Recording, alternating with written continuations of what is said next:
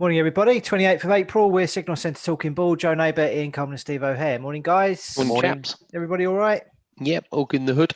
Tickety boo. Excellent stuff. Unless you're long of oil, that is. Yes, no, I'm not long of oil. I'm short of oil because I can do on the IG platform. Perfect. Big old slide yesterday again and continued this morning by the looks of things. Yeah, started again. Not looking too healthy. Looking very ugly indeed. Let's just quickly have a roundup on our trades yesterday before we move on. Oh, yes, let's. So we had a long on dollar index, we had a short on oil, and we had a short on sterling yen. Pretty flat overall for Ian and myself. I was up 0.15R, Ian was down 0.13R, and Steve made 1R on oil. All of which were better at one point in the day, but all faded towards the 9 o'clock close, unfortunately. But we made gains overall, which is the main thing, I guess. Anyone got any disputes there? They're all happy with that? Yeah.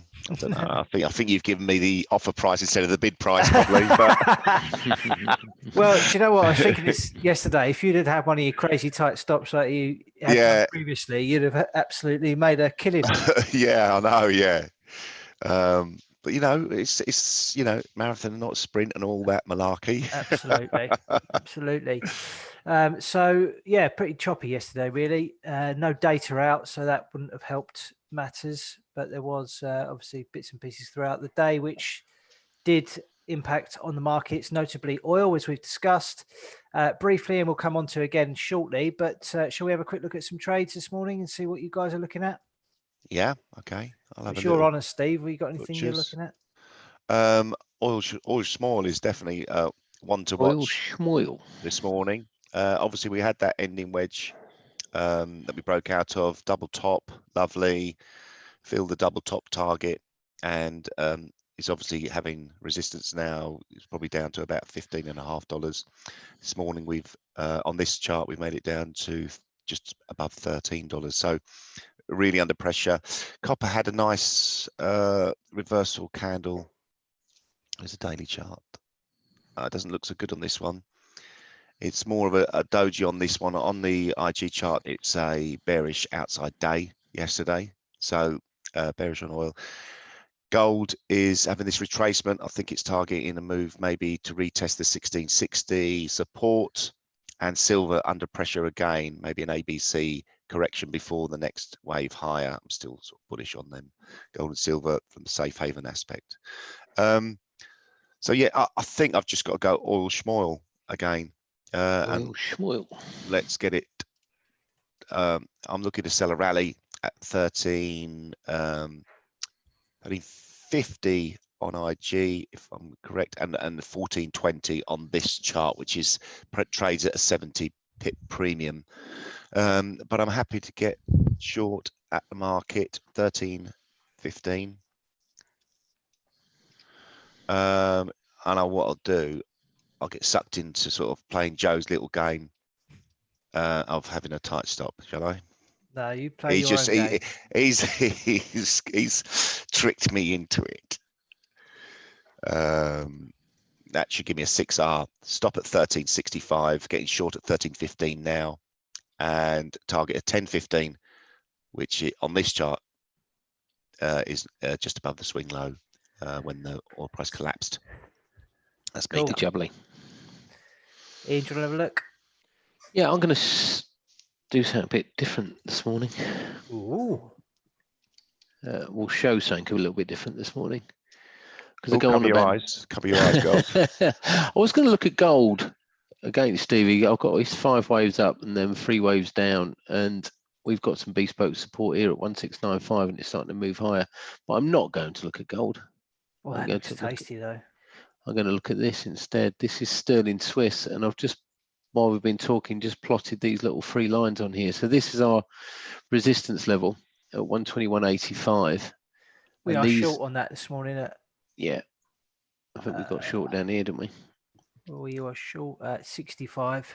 And these are demarked stops. So to get a demarked stop, you take the 13 count, you project the longest candle, blah, blah, blah. So that on the 3-minute chart, which we obviously don't trade off, it's here, 121.92.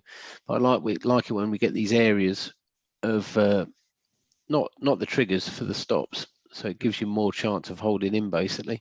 So 121.92 is a 3-minute stop, 121.96 is a 45-minute stop, and 122.10 is a 2-hour stop. So I'm going to sell it at the market with obviously a stop above here, which I think gives quite decent R. I'm just going to open that up because I don't want to target on it, to be perfectly honest, because it's a daily resistance level here at 121.85. So what is the price now? 121.89. So I'm more worried about the stop, 122.12. And like I said, I'm not bothered about the target because I'm looking for something decent. So it's more about the entry and the stop. So going short, 121.90, stop at 122.10, and I've got a target level down here at 120 the figure. We'll wait and see. I just wanted to show what some different things that I look at basically. Okay. That gold chart you posted looked quite nice, down at 61.8 or close to. That is obviously being driven by dollar, which has had a fairly steep turnaround today on the intraday charts. That's the hourly chart. Very big reversal candle there posted. And I was actually looking at euro dollar because, well, overall, I've just scrolled out a bit further. In fact, let's go to a 4-hour chart.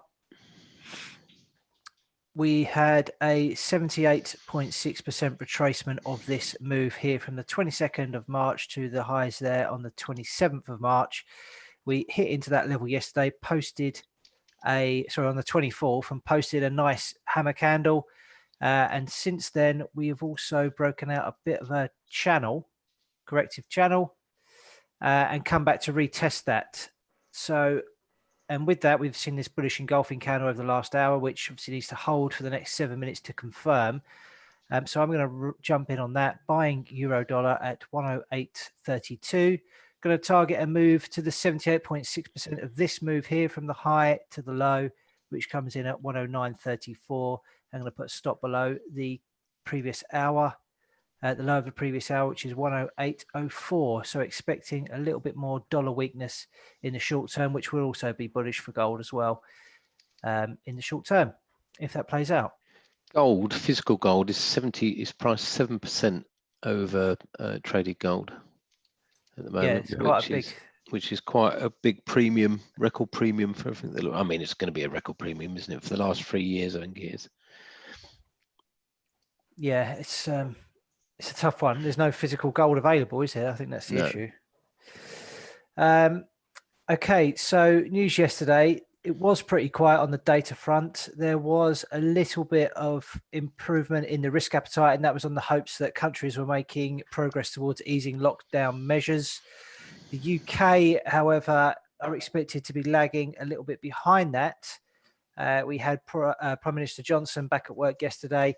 He adopted overall an optimistic tone, but the comments that progress was being made and that the UK was passing the virus peak were fairly positive, but he also warned that now was the time of maximum danger and that the UK could not ease its lockdown restrictions at this stage. But as Ian said yesterday, our lockdown measures are fairly or less stringent compared to the likes of Italy and what Spain have been. So we're probably just on an equal footing on that, I guess, at the minute with regards to what we can and can't do. Yeah, I would have thought so. Yeah. On the oil front yesterday, obviously crude got hammered again. There are more fears emerging that there will be another sub-zero price for WTI on the front contract, and we're starting to see some evidence of that with prices obviously on steep decline. There's also worries about the US ETF, USO, which is the largest oil fund in the US. And that they're starting to hammered, isn't it? Yeah, they're starting to offload their June contracts for later dated contracts. So that will kind of stifle the market a little bit and mean it becomes less volatile. And, will trap a lot of people that are hoping for a bounce back, I guess, if they're long. Yeah, I mean, that must still have a massive impact on their P&L, rolling up, because they're rolling over when the price has been slammed in the front months. So They're just not going to get the bounce back, are they? No, they're just kicking the can down the road, hoping to solve the issue with either having more storage facilities built in time, Yeah. or that the market has some sort of miraculous recovery, with demand sort of like picking up again. But I think obviously because of the initial trade war, or not trade war, initial oil war between Russia and Saudi Arabia, there's going to be sort of like a huge glut for a long while. They've got to just stop drilling for a few months before they get back to normal things. I mean, that's not going to happen. No. We've got first quarter US GDP due on Wednesday, and we've also got the Federal Reserve meeting as well on Wednesday, and we then have the ECB regular policy meeting on Thursday. So there is potential for things to get a little bit more spicy later in the week with regards to market movements. Anybody seen anything else of any note? No, not really. No, not really. Not what I can see. So yeah. Data-wise today, US consumer confidence is the only high-impact data point that I can see. We do have some earnings from some big US stocks. We've got Starbucks, UPS, Caterpillar, AMD, and Ford all releasing their Q1 figures. So that may set some sort of tone for what we can expect for the rest of the earnings season in the US. HSBC took a big hit yesterday, didn't they? That was this morning.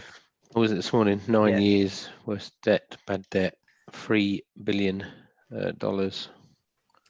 BP also reported this morning, and they've maintained a dividend, which I think brought some They'll regret relief. Yeah, they probably will regret that. Certainly no growth in the dividend. I don't think we could expect anything else.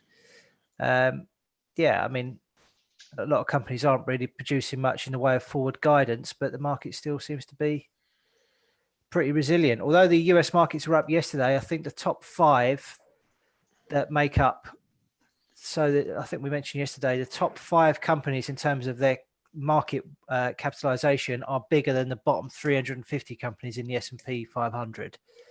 And all 5 of those companies were down yesterday, but the S&P was up, which is the first time that's happened in quite some time. I don't know if that's any sort of anything to be worried about, but it's all a bit crazy still in the US. There was also a infographic doing the rounds about Tesla and how that is now bigger than a whole massive basket of US auto companies, Ford, GE, General Motors, everything chucked in together.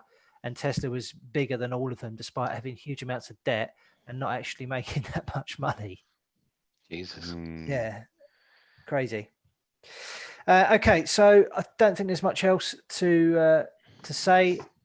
We can wrap it up there and see you all tomorrow, I guess. Yeah. Cheers. Cool. Have a good one. Thanks, guys. Cheers, guys. See ya.